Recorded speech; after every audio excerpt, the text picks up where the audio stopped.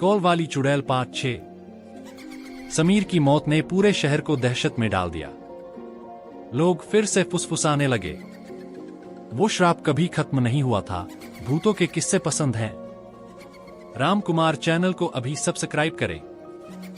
नई और डरावनी कहानियों के लिए घंटी दबाना न भूलें। राम कुमार, जहां डर का नया पता है। धन्यवाद। राजू ने कसम खाई कि इस बार वो चुड़ैल का हमेशा के लिए अंत करेगा। उसने बाबा की किताबों में गहराई से खोज शुरू की। प्राचीन रहस्य। उसे एक पुराने ग्रंथ में पता चला कि सविता जैसी आत्माएं अधूरी बात से बंध जाती हैं। अगर उनकी आखिरी इच्छा पूरी तरह पूरी न हो तो वे किसी न किसी रूप में लौट आती हैं। ग्रंथ में लिखा था, ऐसी आत्मा को शांत करने का एक ही तरीका है, उसे दूसरी दुनिया में भेजने के लिए किसी इंसान को उसकी आवाज पूरी तरह सुननी होगी, चाहे वह आवाज कितनी भी डरावनी क्यों न हो। राजू का प्लान। राजू ने तय किया कि वह खुद उस श्रापित फोन की घंटी उठाएगा, लेकिन इस बार अकेले नहीं, उसने अनिकेत को भी बुला लिया। दोनों उसी जगह पहुंचे जहां समीर मरा था। फोन अब भी टूटा पड़ा था, लेकिन अजीब बात यह कि उसकी स्क्रीन जल रही थी और बार बार लिखा आ रहा था, अनसमी, अंतिम कॉल। राजू ने कांपते हाथों से फोन उठाया। दूसरी तरफ से सविता की चीख गूंजी, तुम सबने मुझे धोखा दिया, मैं कभी चैन से नहीं जाऊंगी। राजू बोला, नहीं, इस बार तेरी आखिरी बात पूरी सुनी जाएगी। बोल, जो कहना है कह। फोन के अंदर से रोने और चीखने की आवाजें आईं। फिर सविता की टूटी हुई आवाज, मैं चाहती थी कि कोई मुझे सच्चा प्यार करे, कि कोई मुझे धोखा न दे, लेकिन उसकी बात अधूरी रह गई। अचानक फोन से खून बहने लगा और जमीन पर लकीरें बनने लगीं। खतरनाक मोड़। अनिकेत चिल्लाया, राजू, ये तो हमें खींच रही है। दोनों के पैर जमीन में धंसने लगे, मानो कोई उन्हें फोन की दुनिया में खींच रहा हो।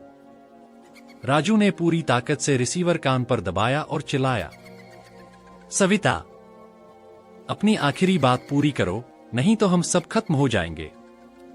एक पल का सन्नाटा। फिर सविता की अंतिम फुसफुसाहट, मैं बस चाहती थी कोई मुझे कभी न छोड़े। जैसे ही ये शब्द पूरे हुए, फोन की स्क्रीन फट गई। चारों तरफ अंधेरा छा गया और फिर तेज रोशनी। क्या सचमुच अंत हुआ? जब राजू और अनिकेत होश में आए तो फोन राख हो चुका था। बूथ की जगह सिर्फ जल चुकी मिट्टी थी। राजू ने राहत की सांस ली और कहा, शायद अब यह हमेशा के लिए खत्म हो गया। लेकिन तभी अनिकेत की जेब में उसका नया स्मार्टफोन अपने आप बजने लगा। स्क्रीन पर लिखा था, इनकमिंग कॉल सविता। उसका पूरा शरीर कांप गया। राजू ने तुरंत फोन छीनकर रिसीवर, स्पीकर ऑन किया।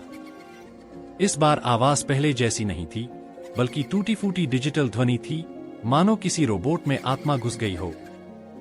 मैं अब सिर्फ फोन में नहीं, पूरे इंटरनेट में हूं। चुड़ैल का डिजिटल श्राप। कुछ ही दिनों में अजीब घटनाएं शुरू हो गईं। लोगों के व्हाट्सएप कॉल्स अपने आप कटने लगे और स्क्रीन पर लाल आंखों वाला चेहरा दिखाई देता। जूम मीटिंग्स में अचानक किसी अजनबी औरत की हंसी गूंजने लगती।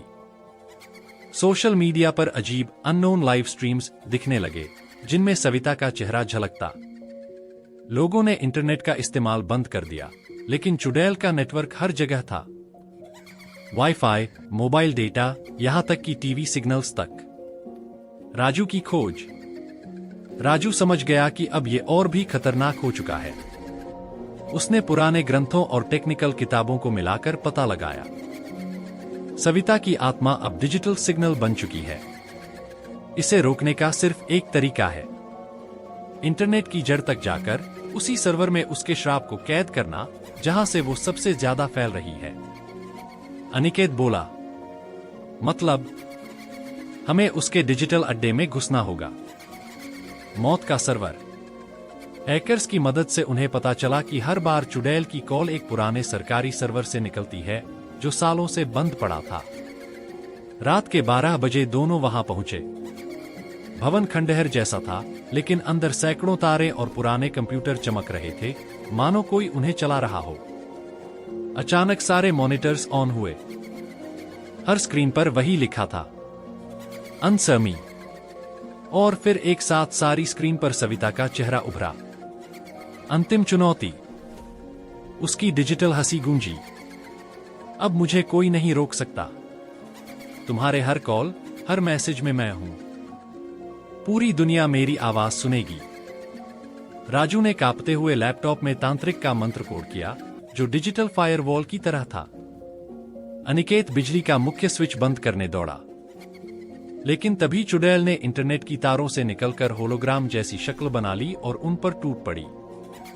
राजू ने आखिरी बार चीखकर मंत्र पूरा किया। स्क्रीनें लाल हुईं, फिर एक तेज धमाका हुआ। पूरा सर्वर जलकर राख हो गया। क्या सचमुच अंत हुआ?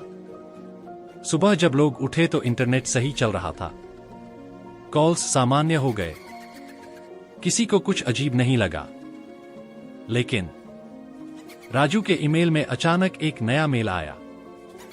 सेंडर लिखा था, फ्रॉम savita@unknown.com।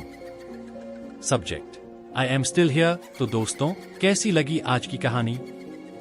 अगर आपको डरने में मजा आया तो राम कुमार चैनल को अभी सब्सक्राइब करें और घंटी दबाना न भूलें, ताकि हमारी कोई भी नई और डरावनी कहानी आपसे मिस न हो। मिलते हैं अगली बार एक और नए वीडियो में। धन्यवाद।